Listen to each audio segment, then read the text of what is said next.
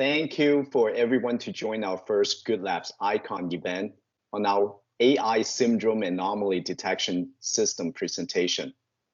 I'm so excited to see so many people joining us today. Before I start the presentation, I would like to let you know that the session will be recorded and later uploaded to our GoodLabs YouTube channel. So let us begin. Everyone here knows COVID-19 created one of the biggest impacts on our lives. But how big of an impacts really are? If we look at the numbers, it's a mega impact. According to the World Health Organization, as of today, there are over 250 million cumulative cases of COVID-19 with a whopping 5 million cumulative deaths globally. And even more astonishing, based on the research paper by Professor David Cutler from the Department of Economics of Harvard University, it is estimated the total financial cost of the COVID-19 are more than $16 trillion. That's a lot of damage there. That's why we strongly believe we need an alert system for the pandemics. But pandemic is so invisible at the beginning. How can we build a system to alert us of the next pandemic as early as possible? I'm very excited to present and demo our solution to the Department of National Defense of Canada's funded COVID-19 Challenge Real-Time Insight for Pandemic Decision Making. Our goal was to design a system to identify disease anomalies and community outbreaks. We have done just that and more. We aim to use AI together and analyze high-quality data from hospitals and clinic settings automatically and estimate the rate of transmission for atypical infectious disease accurately. To the best of our knowledge, we have built a prototype of the most complete end-to-end system, capable of monitoring syndromic data in real time to check for the prevalence of anomalous symptom presentations and evaluate the immediate risk of new disease outbreak.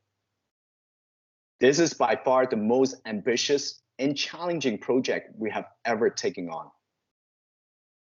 And our team has poured our hearts out, and this system is the best we have ever developed so far, particularly in such a short time frame, from intensive AI and medical research all the way to the prototype development. I can't wait to show you what we have achieved. Before I introduce our members to you, let's do a quick poll. What kind of team members would you choose to take on this challenging project? Awesome. Look like we're on the same page. In GoodLabs Studio, we take a domain-centric AI approach to first focus on the medical expertise to provide guidance and prepare high-quality training data sets for our AI research team to train the models. Then the software engineering team took it home by productionizing the AI models and hooked the entire system together. So let me introduce our team to you now.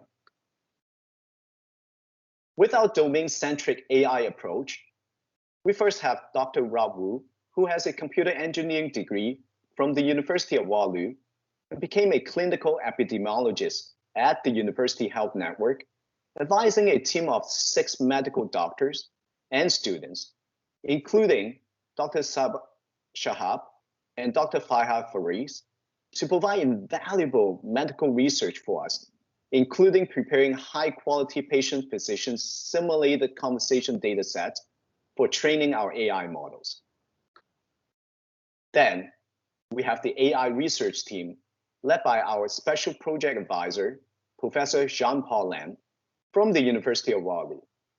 We leverage his machine learning expertise in the financial industry for outbreak and anomaly detection and apply it to the medical field.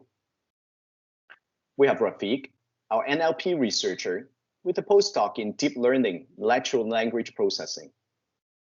Chris Smith, our lead healthcare product strategist and AI research, also a PhD candidate in biomedical physics specialized in medical imaging AI.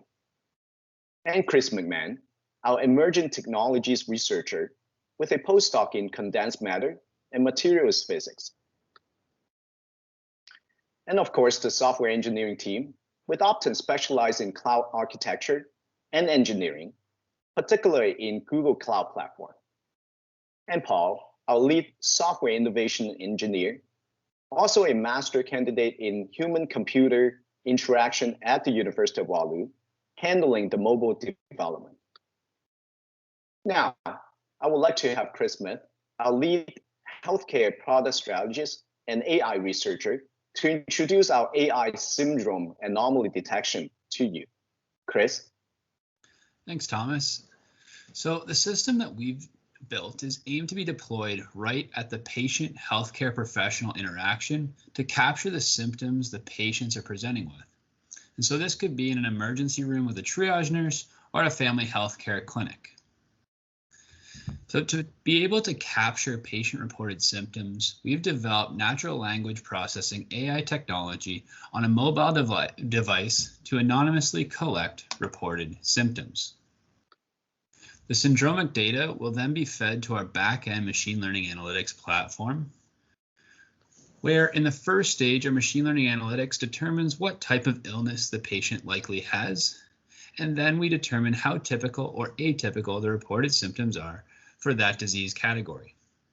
By tracking the change of the atypical symptom presentation over time, we can implement statistical models to determine if there's a potential atypical novel disease being transmitted within a community. If so, this will generate an alert to inform public health agencies and governmental departments of a potential disease outbreak. Not only will an alert be sent out, but the data and data dashboards can be shared with authorized parties for them to come back to perform a more in-depth analysis of what caused the alert. Back to you, Thomas. Thanks, Chris. Now, I would like to get Paul, our lead software innovation engineer, and Rafiq, an NLP researcher who's passionate about human language processing using deep learning, particularly in French, to talk about mobile symptoms extraction. Paul, all to you.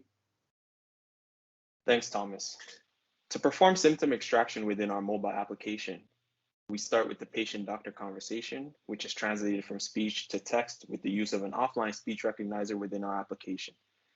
We perform the speech-to-text conversion offline to maintain full patient privacy, and then the generated text is passed into our NLP model, which is also deployed on edge within the mobile device for the same reason, to maintain full patient privacy. Rafiq is now going to talk more about the NLP model deployed on the device. Rafiq? Thanks, Paul. To extract symptom, gender, and age from the patient conversation, we employ BERT, is bidirectional encoder representation from transformer. BERT is probably one of the most exciting developments in NLP in recent years. It is powerful, but it uses a massive amount of memory. As our aim is to integrate BERT on a mobile device, we use a lighter version called Albert. This model is an 89% parameter reduction compared to BERT, but still achieve a good performance. So we got a lighter and faster models on the production side. After this phase, we use the extracted entity as feature for the next phase of syndrome anomaly detection. Thomas and Chris to talk more about this phase and the classification models. Thomas? Thanks, Paul and Rafiq. Chris Smith, could you talk about the syndrome classification and anomaly AI models? Yeah, so the back-end machine analytics platform that we've developed works in two stages. And those two stages are composed of a support vector machine and an autoencoder. So the support vector machine is used to determine the type of illness the patient has. And by classifying the patient by disease type, we are able to give context to the symptoms the patient is presenting with. The autoencoder is used to determine how typical or atypical the presenting symptoms are for that given disease category, where the output from the autoencoder is fed into our statistical models for outbreak detection. Back to you, Thomas. Thanks, Chris. Now, I would like to get Professor J.P. Lam, who's leading our AI research team, to talk about the outbreak model. JP? Thanks, Thomas. A critical issue in public health is the timely detection of an outbreak. So the literature has used many statistical techniques to detect outbreaks, ranging from regression analysis, regime switching models, and simple tests to discover changes in mean. However, these methods have a significant limitation as they don't adequately distinguish between random noise and an actual outbreak, especially early. For this reason, we use Bayesian inference to detect outbreaks, as it accounts for model and especially data uncertainty, particularly at the onset of an epidemic. So what we do is we fit and estimate two models, a linear and an exponential growth model, at different intervals of our data using Bayesian regression, and we obtain the odds ratio, which we then use to calculate the Bayes factor. So the linear model should fit the data better during the no outbreak stage when the data is stationary. In contrast, the exponential growth model is a better fit during an outbreak period.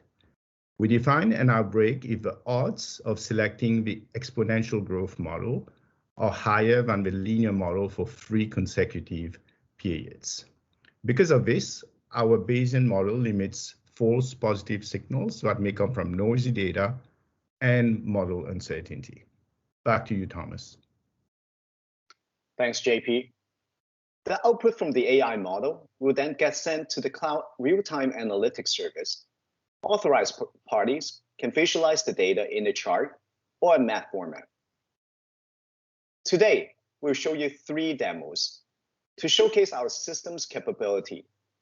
First, we'll show you a live end-to-end demo to show how our system can be deployed in health institutions to automatically gather reliable symptom data with the natural language processing deep learning model inside the mobile device, and how our analytics service with the AI models to extract symptoms and analyze syndrome anomalies.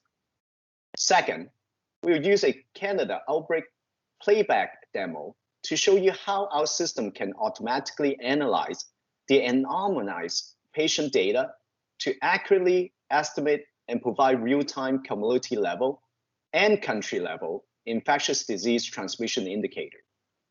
Last, we'll use a global surveillance capability of our system to show you how our system can identify global infectious disease outbreak patterns to provide actionable intelligence for Canada and potentially the world to make critical healthcare decisions. Let me walk you through our first demo.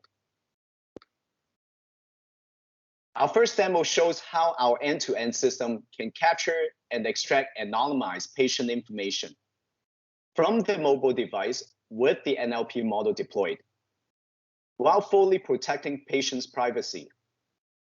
It then gets sent the anonymized data to machine learning models deployed in the Google Cloud platform as serverless functions for syndrome classification and anomaly detection. The data will then get sent to the real-time data service for storage and visualization. Let's go to see the live demo. What you're seeing on the right-hand side is the mirroring of the mobile Android application with our NLP Albert model deployed on a Samsung Note 9 device.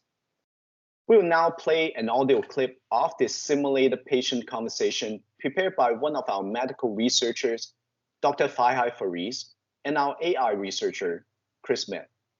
Paul, let's play the clip. Hi, I'm Dr. Johnson. How can I help you today? Hello, Dr. Johnson. I'm a 32-year-old female with a cough and fever.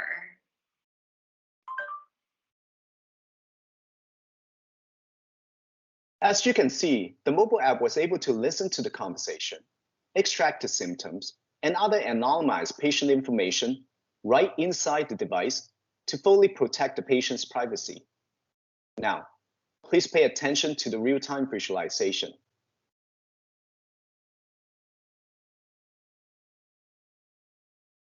We can see the AI model converted the verbally described symptoms to the standardized medical ICD-10 code shown at the fourth row on the left-hand side, with R05 representing cough and R50 representing fever. You can also see the generated anomaly reading at the fifth row right now, right above the bubble chart. And other anonymized patient information such as gender and age. Now, let's head to the atypical case. Hello, I'm Dr. Webb. How can I help you today? Hello, doctor. I'm a 45-year-old man. I have a headache, a cough, and loss of smell.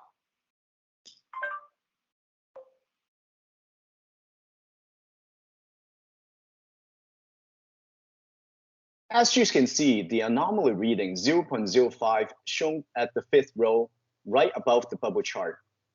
Due to the loss of smell atypical symptom, R43, is much higher than before.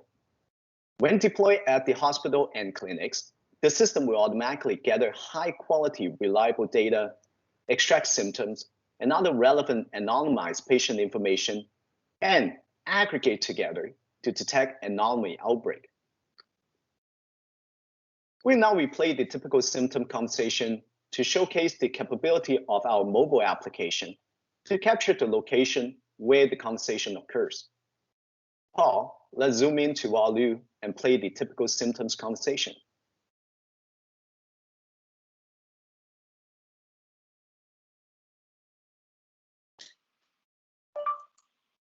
Hi, I'm Dr. Johnson. How can I help you today? Hello, Dr. Johnson. I'm a 32-year-old female with a cough and fever.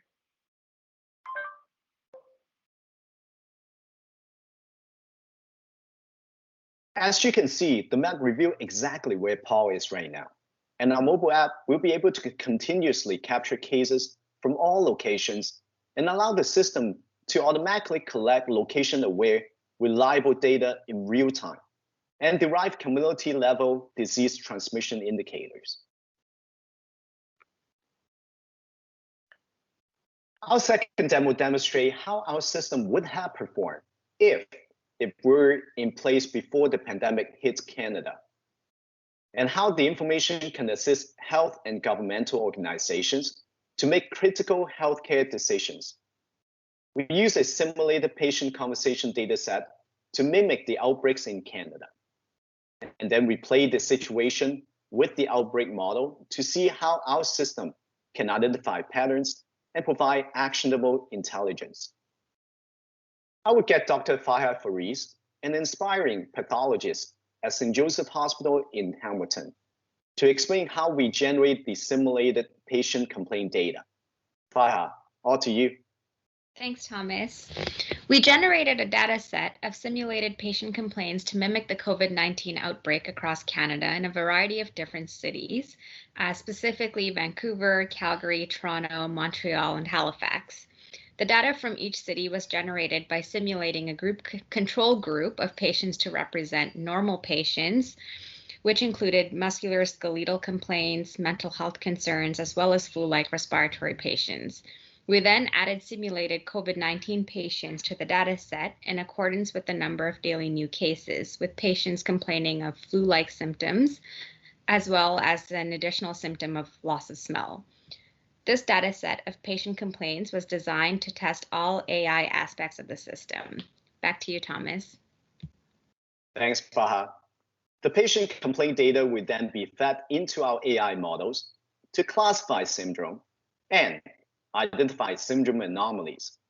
Then we will apply the Bayesian model to detect the outbreak. I would like to have Chris Merman, our emerging technologies researcher, whom I learned a lot about quantum computing from him, talk about how we use the data with the Bayesian model to detect the outbreak. Chris, all to you. Thanks, Thomas. We use our model to analyze the output from the autoencoder in the anomaly detection system, which provides us with a quantitative measure of how much atypical activity there is, averaged over each day. By looking at how this metric changes as a function of time, we can monitor to see if and when its behavior changes from a linear function, which represents a minimum amount of anomalous activity, to an exponential growth, The timing of this change provides us with an early detection of an outbreak from any new contagious diseases in the population. Thomas? Thanks, Chris. Now, let's check out this system in action. Let's take a look at the data in a chart format first. We're now looking at Toronto data now with analytics generated by the AI models and the outbreak statistical models. The blue area shows the anomaly, and the red line indicates that they has an outbreak. Let's take a look at Toronto first. Paul, can you hover on the first outbreak signal? As you can see, our outbreak model generated the first outbreak signal on March 10th for Toronto. You can recall, Ontario did not announce the lockdown until the 17th. Let's take a look at Calgary.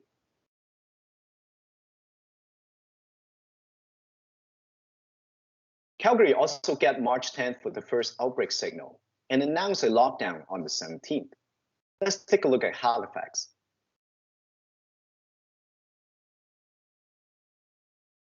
Halifax on the 18th and announced the lockdown on the 19th. Very proactive. Let's take a look at Montreal. Montreal on the 13th and announced the lockdown on the 14th. Again, very proactive. Let's take a look at Vancouver.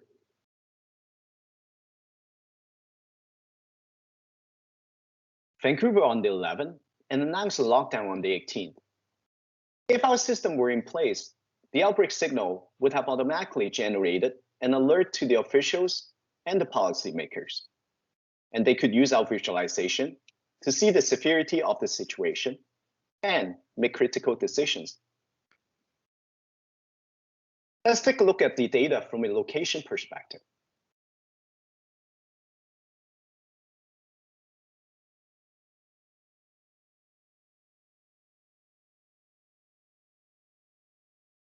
You're currently looking at Montreal right now. Paul, can you start replaying the data?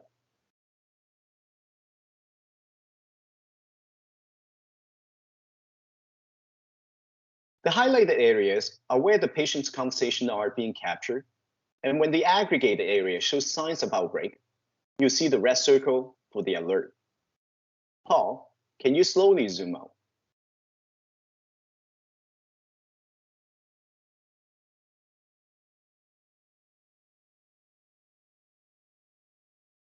Now you can see Canada as a whole. This will provide very informative outbreak surveillance system. Let's look at the last visualization for this demo. This is more of a conceptual idea than the visualization itself, to showcase how we can alert authorized parties when an outbreak occurs.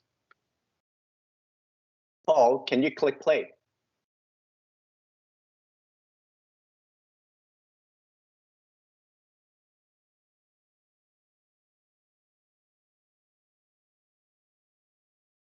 So you can think of this as a form of text message, email, or other forms of real-time notification when the outbreak occurs. This feature of our system can identify outbreak and generate real-time alert, not just for Canada, but can also be shared globally. Okay, this wraps up our second demo. I'm excited to show you the last demo we have for global surveillance.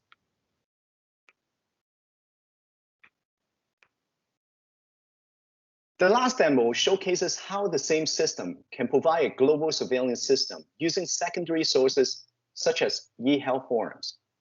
We take the integrated global EHEALTH patient conversation and analyze to see if there are any anomalies to identify pandemic as early as possible before it hits Canada. Our first integration is with one of the largest Chinese EHEALTH platforms. Paul, could you tell us how we integrate with the eHealth data sources? What we perform to access this data is a web data extraction that parses through the conversations between the doctors and the patients on the platform. With this approach, we're able to obtain information such as the patient's symptoms, gender, age, and their location. We also have full control over the number of conversations we want to parse through on the site as well. And since our current NLP model is only trained in English, we use the Google Translate API to convert the Chinese conversations into English. And then we feed the conversations right back into our system to detect anomalies. Back to you, Thomas. Thanks, Paul.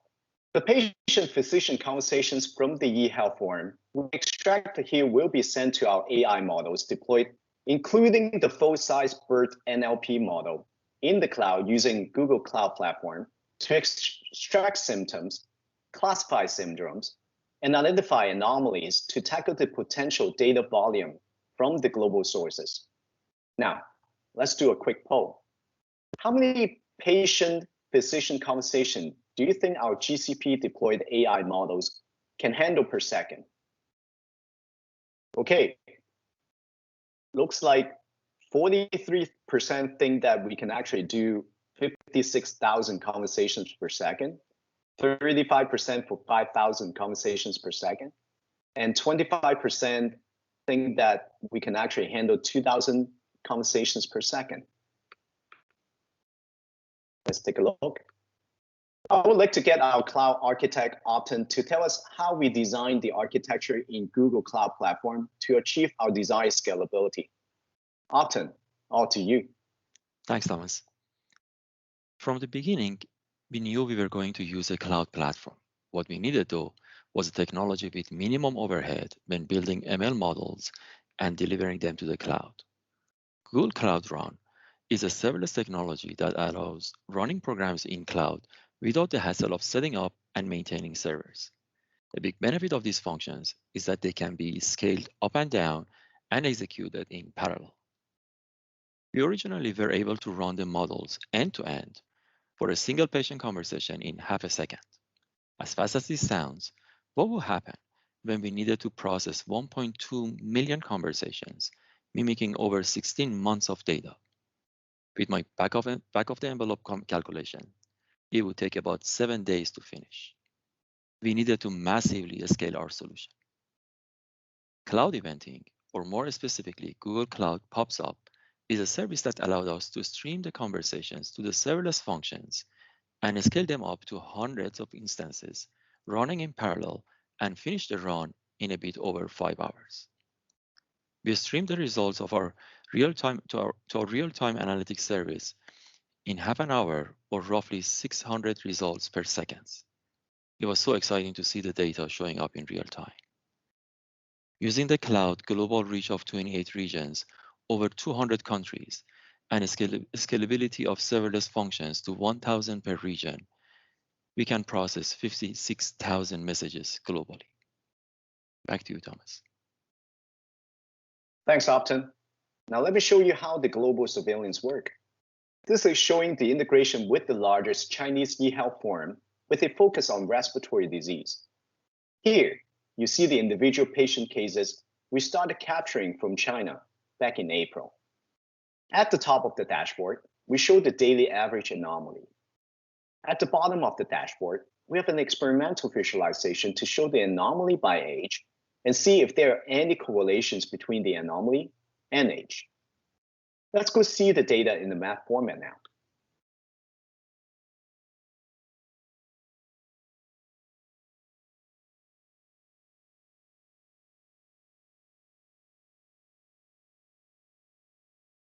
As you can see from this dashboard, we have captured the data from various cities in China, including Ningbo, Shanghai, and Nanjing. We will continue to integrate with other global eHealth sources and potentially social media. As you can imagine, this can become a very useful global outbreak surveillance system that can alert Canada and other countries before the pandemic hits. This completes our 3 demos. For the duration of 6 months, our team has done a phenomenal job on developing the entire end-to-end working prototype for this complex system to demonstrate what we proposed to do back in December 2020. We have the natural language processing AI model incorporated right inside a mobile device to capture patient-physicians conversations with full protection on patient privacy that can be deployed at the hospital triage and health clinic. This allows a system to automatically gather high-quality anonymized patient data even in hard-to-reach area to identify anomaly outbreak.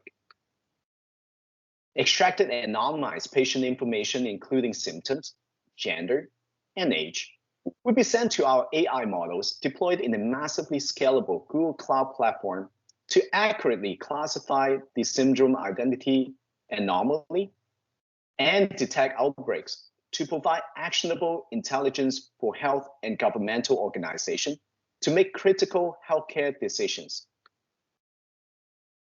The information will be presented in a real-time data analytics service to provide numerical and geographical visualization and share with all authorized parties. They can receive real-time alert and access high-quality health data through our user interface and our API for further analytics. We also have a EHEALTH forum integrated with one of the largest Chinese eHealth platforms to provide global outbreak surveillance.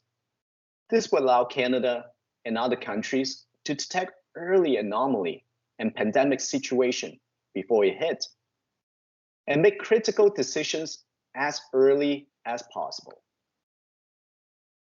But we don't just stop here.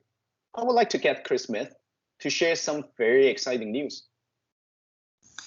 Yeah, thanks, Thomas. So beyond the technology that we've developed, we've also generated a very large data set of over 280 high-quality simulated patient-physician conversations, which we're currently in the process of releasing to the scientific community. And so this data set is a composition of both textual and corresponding audio conversations. So based upon both our AI technology and our data that we've generated, we're in the process of having two scientific papers published. The first one is titled A Deep Learning Approach for Novel Disease Outbreak Monitoring and Detection, whereas the second is based upon that data set, and it's titled A Data Set of Simulated Patient-Physician Medical Interviews with a Focus on Respiratory Cases. Back to you, Thomas. Thanks, Chris. I can't wait to see the paper published to share our experience and what we have learned with the others, and hopefully we can spark more discussions with the research community and fend off future outbreaks together. Now, I would like one of our medical researchers, Dr. Sabah Shahab, who's very passionate about applying AI to solve complex medical problems, such as neurostimulation analysis, to share another exciting news with you. Sabah, all to you. Thank you, Thomas. We have a formal agreement in place with a major health institution in the York region with 2 large hospital facilities. They are very interested in our NLP technology. We will be using our NLP technology to improve their patient health information quality assurance process. We are absolutely thrilled with the opportunity to bring our technology to the hospital setting. Thomas? Thanks, Sabah. The entire journey for the COVID-19 challenge phase 1 is just absolutely amazing. We as a team have so much fun working on this project. We feel so privileged that we are one of the 48 projects out of the original 462 proposal got selected by the DND for funding. Now, I have a piece of even more exciting news. We just got notified by the Department of National Defense of Canada a couple of weeks ago that we are one of the 5 entities out of the 48 funded project from phase 1 got invited to submit the proposal for the phase 2 funding for the COVID-19 Rapid Response Challenge. We're very honored and excited to have this opportunity to continue the journey to build this syndromic surveillance system. Before we talk about our vision for phase 2, let's do another quick poll. What do you think we need to improve for phase 2? Let me launch the poll now. Looks like most of the people, 36%, think that we should actually spend a lot of time on training our NLP to handle the questions and answers, accent, cultures, and other languages. 25% to enhance the accuracy of translating verbally described symptoms to the standardized ICD-10 code. And 20% eliminate the AI bias while maintaining the complete patient privacy. And the last is 16% refine our syndrome classification anomalies and outbreak detection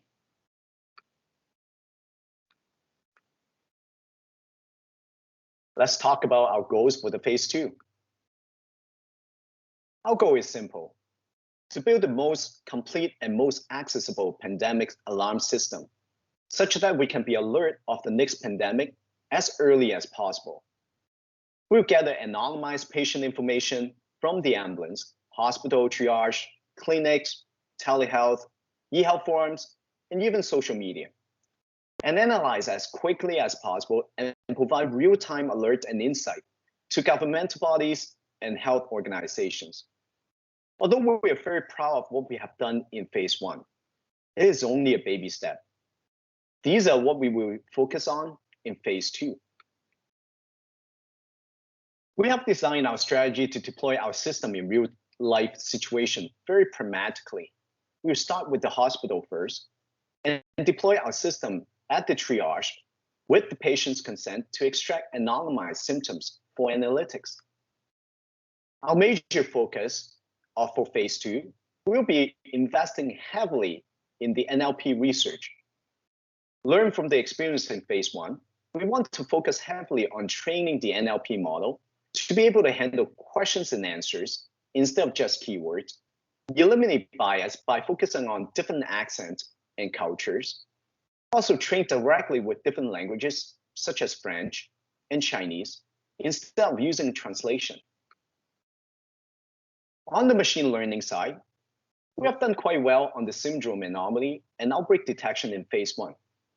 For phase 2, we would like to continue to evaluate additional algorithms and see if we can improve the accuracy of anomaly detection.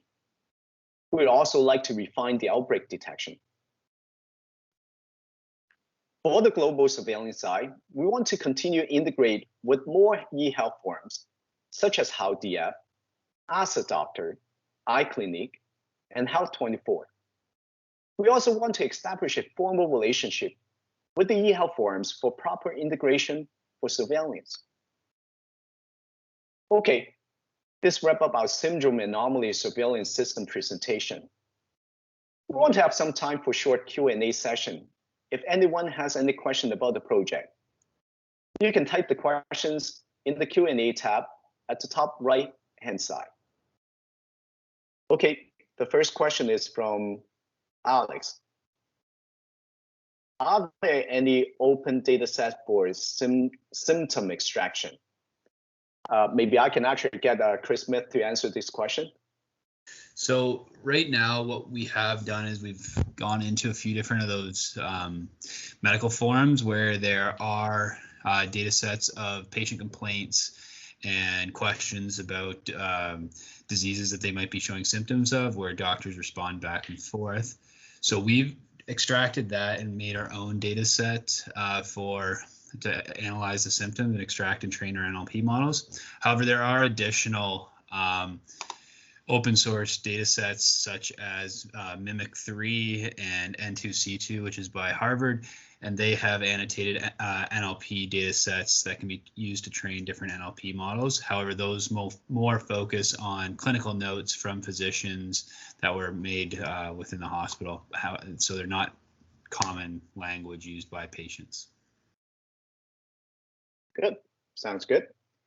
And also from Alex, the second question, read the support vector machine. What was the reason for using this classical technique instead of using a deep learning approach? Chris Smith or JP, who would like to take on this particular one?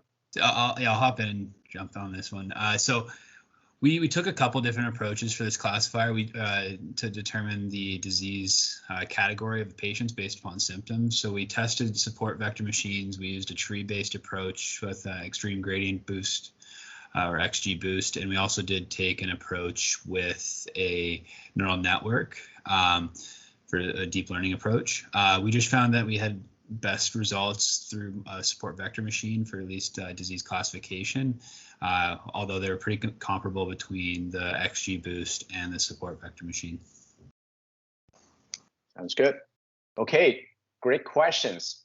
I would like to thank everyone for joining us today for our presentation. We're looking forward to seeing you all at our next GoodLabs iCON event on some of our other exciting projects. Thank you very much for coming in and have a great day. See you next time.